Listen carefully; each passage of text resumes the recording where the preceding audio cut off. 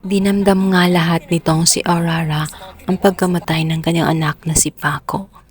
At sinisisingan niya ang kanyang asawa na si Sam kung kaya't ang kawawang si Sam ay pinagtutulakan nga ito at hindi man lang nadamayan ang kanyang asawang si Paco.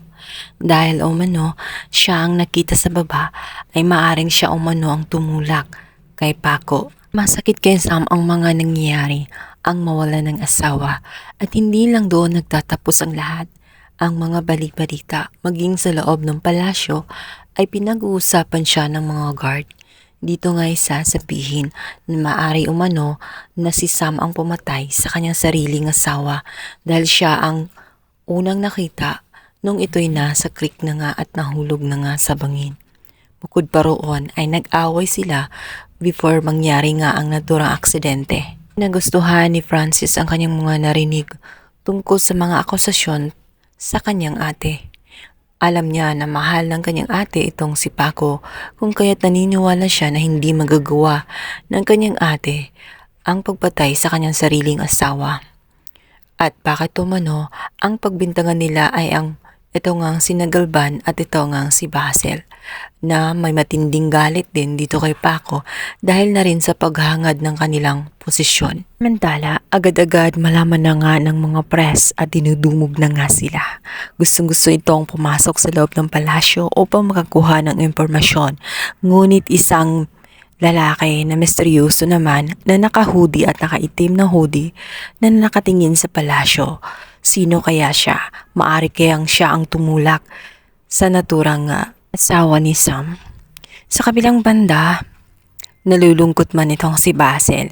Ngunit tila si Galvan ay nasisiyahan sa mga nangyayari dahil umaayon ito sa kanyang mga plano sa paghahangad niya na makuha ang posisyon na inassign nga ni Aurora sa kanyang anak.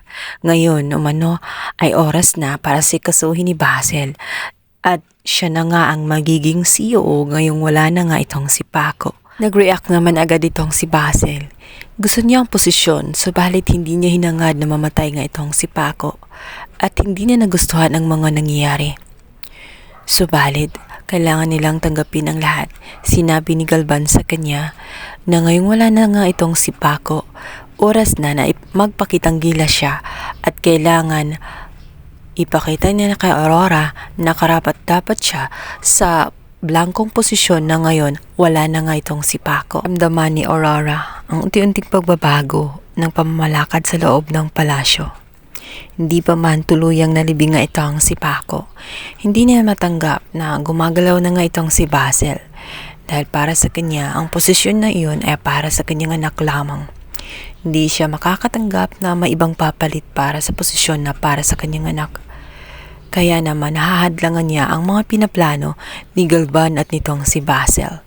Sinabi ni Basil na wala nang magagawa itong si Aurora, wala na niya ang kanyang anak at kailangan merong bagong mamumuno at yun ay siya. Siya ang karapat-dapat